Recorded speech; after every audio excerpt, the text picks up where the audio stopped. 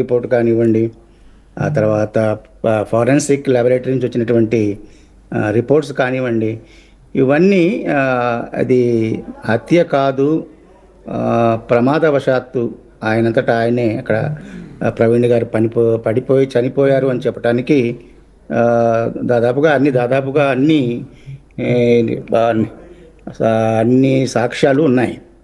అయితే దీంట్లో మొదట్లో మీతో నేను లైవ్లో చేసినప్పుడు కొన్ని విషయాల్లో మేము ఆ నడిపిన వ్యక్తి అంటే ఆ మోటార్ సైకిల్ మీద వెళుతున్న వ్యక్తి ప్రవీణ్ గారు అవునా కాదా కనెక్ట్ చేయడానికి కొన్ని డౌట్స్ను ఎక్స్ప్రెస్ చేయడం జరిగింది. సంజీవ్ అప్పుడు దాంట్లో ఉన్నాడు, ఆ తర్వాత నేను కూడా ఉన్నప్పుడు వాటి గురించి ఇంకొంచెం క్లారిటీ ఇచ్చి ఉంటే బాగుండేదేమో. బహుశా వారికి ఆ విషయాలు వారి దాకా వెళ్ళుండవేమో.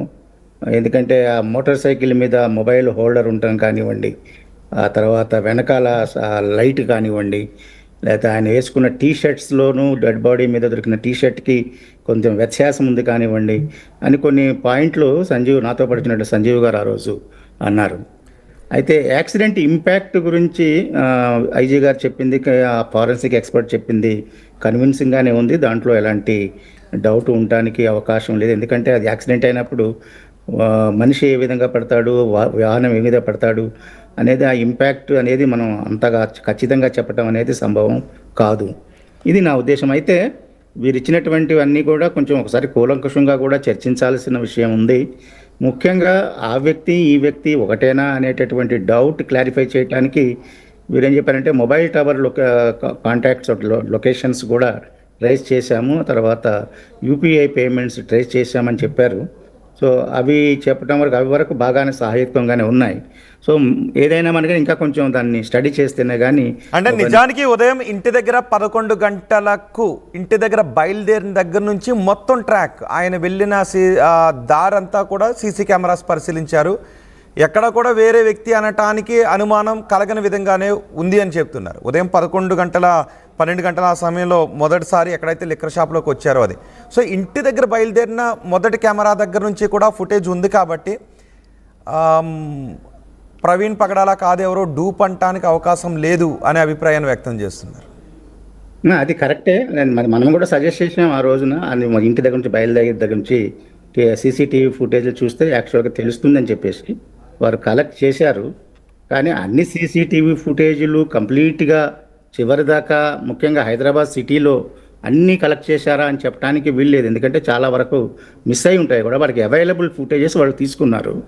బట్ స్టిల్ అంటే కొన్ని డౌట్స్ రావడానికి అవకాశం ఉంటుంది. బట్ అయితే ఒకసారి వారు ఇచ్చినటువంటి సాక్ష్యాలన్నీ కూడా ఇప్పటిదాకా కన్విన్సింగ్గానే ఉన్నాయి. దాంట్లో యాజ్ అ పోలీస్ ఆఫీసర్గా అనుమానించాల్సినటువంటి ఏది కూడా నాకు అనిపించట్లేదు. బట్ స్టిల్ ఇంకొకసారి మనం డీటెయిల్గా దాన్ని ఒకసారి స్టడీ చేస్తేనే కానీ ఒక ఖచ్చితమైన నిర్ధారణకు నేను రాలేనేమో అనిపిస్తుంది అనమాట. అది ఓకే, నేను మీ దగ్గరికి వస్తాను మళ్ళీ ఇంకొంచెం డీటెయిల్స్ తీసుకుంటాను. అనిల్ ఉన్నారు, ఆయన ప్రవీణ్ పగడాల ఫ్రెండ్. ఎస్ అనిల్ గారు, ఒకసారి మీరు చివరిసారిగా ప్రవీణ్ని ఎప్పుడు చూశారు? ఒక 6 months క్రితం. 6 months క్రితం. But I'm in touch with him regularly.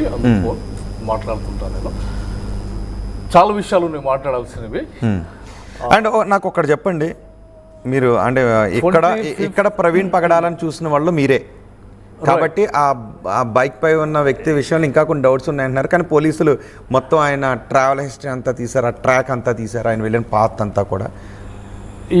In fact యాక్చువల్గా నేను 24th యాక్సిడెంట్ అయితే 25th నేను ఒక వీడియో చేసి ఇది యాక్సిడెంటే అయి ఉంటుంది అని నా వీడియోలో చెప్పినా. నేను పోలీస్ డిపార్ట్మెంట్ ఒక 2 వీడియోలు రిలీజ్ చేసిన వెంటనే అసలు okay there is a dust, CC camera ఒకటి ఉంది, టైమింగ్ ఉంది, స్పీడ్ ఉంది, it has to be an accident అని ఫస్ట్ టైం హైదరాబాద్లో మాట్లాడింది నేనే. తర్వాత నేను శివశక్తి ఆఫీస్కి కూడా వెళ్ళినా. నేను అంటే నేను గమనించింది ఏంటంటే మా కమ్యూనిటీ వాళ్ళు అనుమానాలు ఉన్నాయి, కానీ ఆధారం లేకుండా వేరే కమ్యూనిటీ మీద తోసేయాలని చూస్తున్నారు అని నేను బాధపడ్డాను.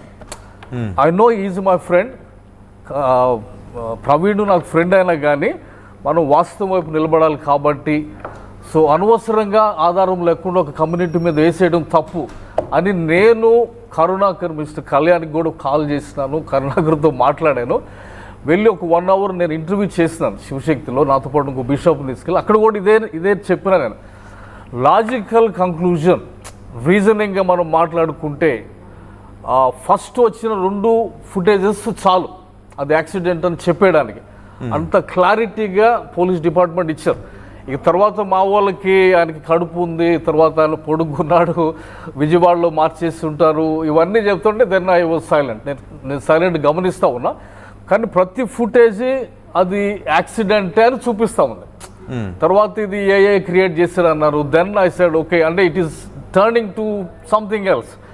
దెన్ అప్పుడు కరుణాకర్తో నేను చెప్పింది ఏంటంటే లాస్ట్ హాఫ్ అన్ అవర్ ఇంకా ఆయన ఇంటి దగ్గర నుండి